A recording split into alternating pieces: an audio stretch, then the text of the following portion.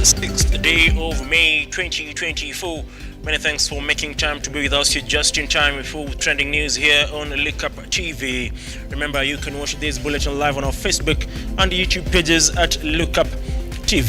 Let's kickstart our bulletin now. And President William Ruto has today visited Mathare, Nairobi County, to assess the flooding situation and check on the victims displaced by heavy rains. The president toured the Kiamaiko area, where he addressed locals, assuring them of government support. Ruto further said the government will give each affected family 10,000 shillings to help them seek alternative accommodation for 3 months as the government seeks a lasting solution.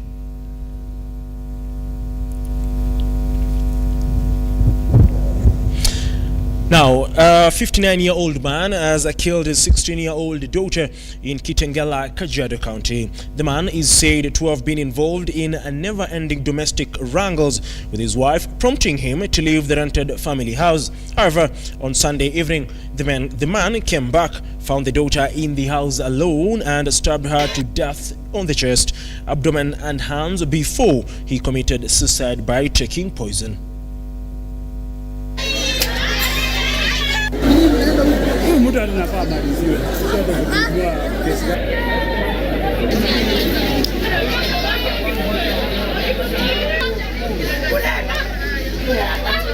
Kwa hivyo basi, kulingana na jinsi mambo yalivyo, kijua ya kwamba wewe kama mke na mume msiweze kuingiza watoto katika vita vyenu, manake zinaletea watoto shida, na ndio maana unapata watoto wengine wanacho kama mayatima. Now, Interior CS Professor Kithure Kindiki now says the government has put in place measures for the expedition of the collection of the final batch of 45,000 passports, which are now ready and which constitute the last batch of the over 700,000 passports whose production had been delayed.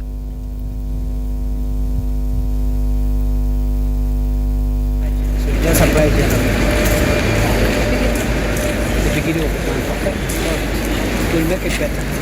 Yeah, we'll make it better. Morning.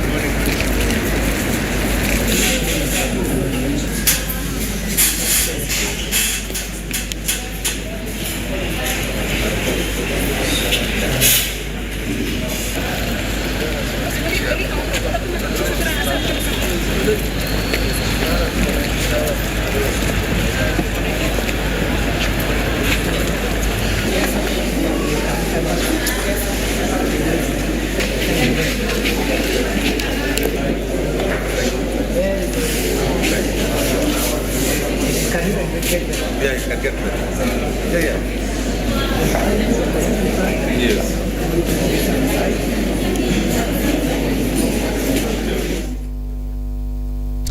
Now, the government is continuously monitoring the financial inflows to protect the country from the harm of money laundering and terrorism financing, in line with the obligations of the Prevention of Terrorism Act of Kenya and various United Nations Security Council treaties and resolutions on the prevention of terrorism and terrorism financing. This came up during the second quarterly meeting of 2024 of the Counter-Terrorism Financing Interministerial Committee at Harambee House in Nairobi, chaired by Interior CS Professor Kithure Kindiki. Good morning.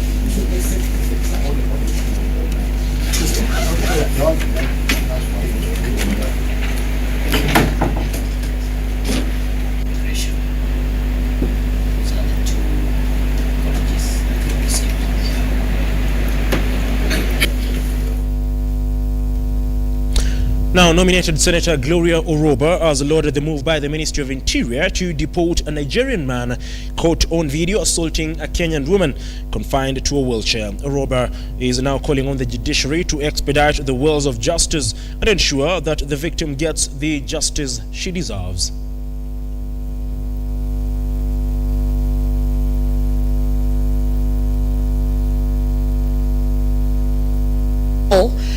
There are very clear guidelines in terms of our immigration processes, in terms of foreigners, the status, whether you take a work permit for, whether you take a permit for work, whether you come in on a dependency pass, if you are maybe married to, there are things that you are allowed and not allowed to do. But one thing is clear, no paperwork allows you to participate and engage in any criminal act. So those are now things that are being investigated, to be conclusively investigated, so that a full report can also be put out, because it's not just an issue of a CCTV footage. As I said, there's a lot of things pending. The court case has elaborated all the documentation that was provided by Pauline and the lawyer, and as well as the financial fraud case. But those are matters that are being investigated. I've seen people online saying that he should not have they should not deport this individual. He should face the wrath of Kenyans and the law and all that. And what I can say is that due process is being followed. However, there is no kind of paperwork that you will get, whether a dependency pass, a work permit, a tourist visa, that allows you to conduct any criminal activity. And any criminal activity, it can be violence, it can be even just online bullying, any criminal activity. Now, the presiding bishop of the National Independent Churches of Africa, Mission Diocese, Dr. Stephen Kalunyi, has warned Kenyans against disregarding government directives on safety as the flooding situation in most parts of the country keeps worsening. Speaking during the Sunday service at NICA Church, Bishop Kalunyi said that it was sad to see some people lose their lives and property while attempting to cross flooded rivers. Kama askofu wa Dayosisi ya Kimisheni, nachukua nafasi hii kuweza kutoa rambirambi na pole zangu kwa wale watu wote wameathirika na mafuriko Kenya mzima, na hasa sehemu yetu ya Isiolo. Tunakumbuka sana watu wa Chericho, Cheraf. Tunajua machule mingi imekuwa submerged, yani imesaraudiwa, imekuwa imesingirwa na maji mengi. Na vile tunamshukuru Gavana Abdi Guyo, aliweza kujipeleka huko na kuangalia hali na kuweza kusaidiana na wale watu ambao kwa wakati huu wako kwa shida. Maombi yetu kama viongozi wa dini kwa wakati huu ni kuwasihi wananchi wote tuweze kutii maagizo yale ambayo tunaamuriwa na serikali, ili tusiingie kwa madhara na hatari. Kama wewe uko na gari barabarani ama uko na pikipiki na umekutana na maji mengi, tafadhali usijaribu kupita.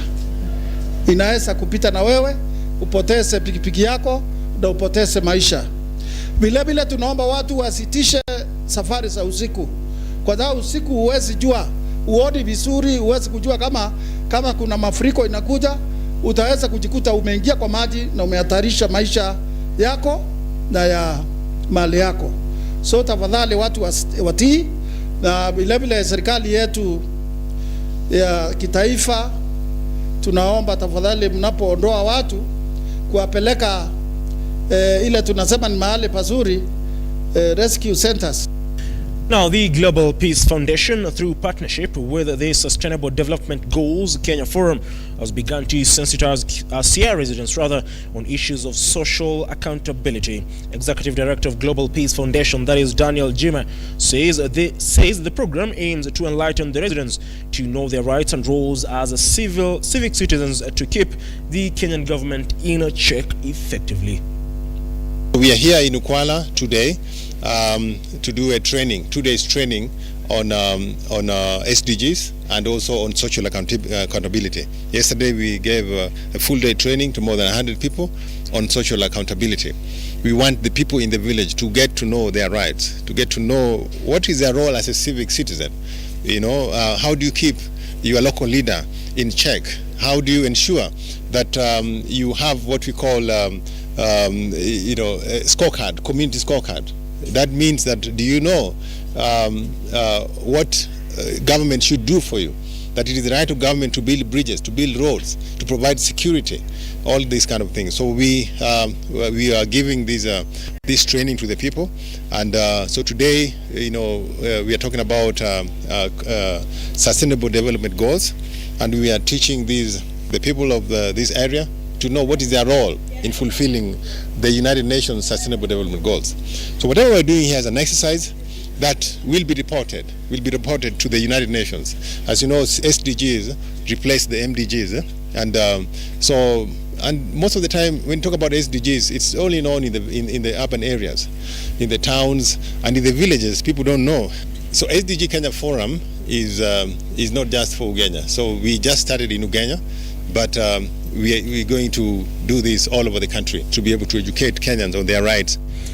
Now, Martin Ndegwa emerged the overall winner of the inaugural Kieni Golf Festival played at the Nyeri Golf Club after garnering 37 points. Josephine Omboi scored 34 points and clinched the ladies category as 134 golfers, including professional players from Nyeri County and the country, took part in the week-long event where various golf-related events like clinics took place. The essence of golf first is to make sure that you socialize as people. The second one, we have also given an opportunity to the pros, our pros who earn a living through sports. We want to demystify the aspect that golf is a rich man's game. It is no longer a rich man's game. I think that was a fallacy that was created by those people who are there before, who did not want other people to join golf. And now you have seen that even ordinary people can be able to play golf and also earn a living. Fundamentally, we also want to nurture young talents, the junior golfers. We will be having a clinic next week where we'll have our young children who are interested in golf from primary schools to secondary schools to make sure that they also get acquainted to this very good sporting activity. Well, that particular story wraps up our bulletin at this particular moment in time, but remember, we'll be coming to you at 7 p.m. and of course on the spotlight with more detailed stories rather of President William Ruto visiting the victims of the ongoing floods in the country in Kiamaiko area of Mathare, Nairobi County, assuring them that the government will of course support them in terms of giving them rent for 3 months as they try to get themselves back on their feet. And remember, tonight on the spotlight we'll be talking to Senator Crystal Asige in regards to floods and PWDs. What happens to those with the disabilities in such moments of natural disasters, and what measures have been put in place not only by the organizations of course taking care of the PWDs, but also most importantly by the government in a bid to ensure that they get proper help in such times. That will be at 9 p.m. tonight on the spotlight. Until then, you can visit our website www.lookuptv.co.ke just to get an overview of the stories making headlines not only in the country but as well across the borders. Do have yourself a wonderful evening, and like always, God bless.